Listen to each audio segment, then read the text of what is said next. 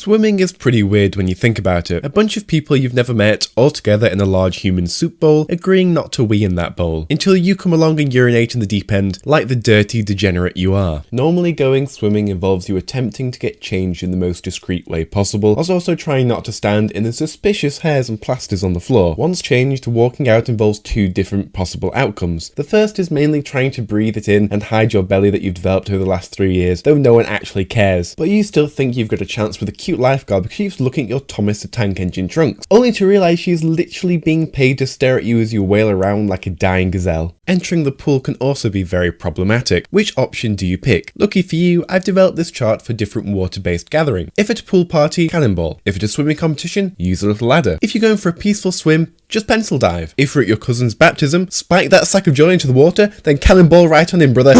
Okay, maybe don't do that. So you're now in the water. Good job. Gold star for you. But how does one swim? There are many versions. The Dead Man Float, the K9 Spade, or my personal favourite, the New York Gangster Special. But honestly, all of these might just be a little bit too technical. Just remember what they taught you in H2O, just add water, and try to look like a graceful mermaid. Going for a swim as a first date has its advantages because you get to see your crush wearing barely anything. And if you thought that was a good tip, then I've got a pair of concrete shoes waiting for you here. We all know the superior first date is showing her the extended edition of Lord of the Rings, because if she can get through that, she can stand your boring arse for the next 8 years. Cool guys don't look at explosions. Goggles are a funny one too. Do you dare risk the chlorinated water that has the potential to make you look more spaced out than the distance between Anna Taylor-Joy's eyes? Or do you look like a knob? Don't worry, I have the solution for you. These bad boys right here. Black on slate black goggles with holographic skulls in them. Man, I had a pair of these bad boys growing up. I was the coolest kid at the pool. Until I attempted to dive and my trunks came off and the moon rose, if you know what I mean.